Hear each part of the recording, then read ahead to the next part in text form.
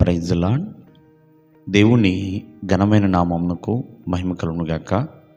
ప్రభు పేరట మీ అందరికీ హృదయపూర్వక వందనాలు. ఈ ఉదయకాలము దేవుని వాక్యాన్ని విందాం. సామెతల గ్రంథము 4వ అధ్యాయము 15వ వచనము. దాని యందు ప్రవేశింపక తప్పించుకొని తిరుగుము, దాని నుండి తొలగి సాగిపొమ్ము. ప్రేమైన వర్లరా, దాని యందు దాని నుండి అంటే భక్తిహీనుల త్రోవ యందు, అలాగే దుష్టుల మార్గము నుండి. ప్రేమైన వర్లరా, భక్తిహీనుల త్రోవను ఒకవేళ ప్రవేశిస్తావేమో, అలా ప్రవేశించకుండా ఆ మార్గము నుండి తప్పించుకుని తిరుగుము అని దేవుని యొక్క వాక్యం సెలవిస్తుంది. భక్తిహీనుడు తన త్రోవలోనికి తీసుకోవడానికి ఎప్పుడు కూడా నిన్ను లాగుతూనే ఉంటాడు. ఆ భక్తిహీనతలోనికి వెళ్లకుండా, ఆ మార్గంలోనికి వెళ్లకుండా తప్పించుకుని తిరుగుము అని దేవుని యొక్క వాక్యం సెలవిస్తుంది.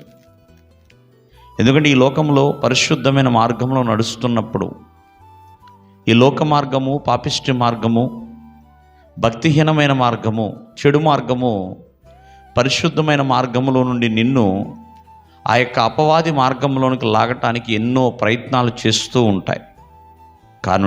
అందుకనే ఆ మార్గము నుండి తప్పించుకుని తిరిగేవారిగా ఉండాలి.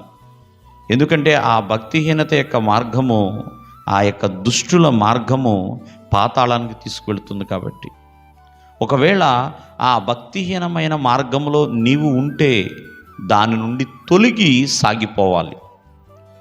ప్రభు మార్గంలో ముందుకు కొనసాగిపోవాలి. ఎప్పటికప్పుడు మనం ఆలోచించుకోవాలి, ఏ మార్గంలో ఉన్నాం, ఏ మార్గంలో నడుస్తున్నాం, నడిచే మార్గం ఎటువంటిది అనేది తెలుసుకోవాలి. ప్రేమైన వర్లారా, అన్ని మార్గములు మంచివి కాదండి.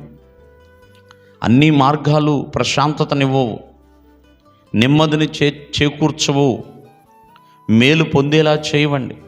ఎన్నో కరుకు మార్గాలు ఉన్నాయి, ఎన్నో ఇరుకు మార్గాలు ఉన్నాయి, ఎన్నో విశాల మార్గాలు ఉన్నాయి. కావున మరి దేవుడు నీకు ఇచ్చే ఒక మార్గము నజరేయుడైన యేసుక్రీస్తు వారు. ఆయన అంటున్నాడు, నేనే మార్గమును అని. ఆయన మార్గంలోనికి మనం రావాలి. ఆయన మార్గంలోనికి రాకుండా నిన్ను ఏదైతే ఆపుతుందో దానిని తొలగించుకోవాలి.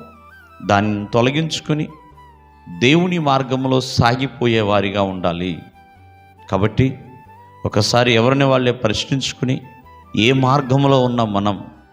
ఒకవేళ అది అపవాది మార్గమేమో, దుష్ట మార్గమేమో, భక్తిహీనుల మార్గం అయితే నేడే ఆ మార్గము నుండి తొలగిపోయి దేవుని మార్గంలోనికి రావాలి, ముందుకి సాగిపోవాలి. దేవుడు మిమ్మల్ని ఆశీర్వదించును గాక. ఆమేన్.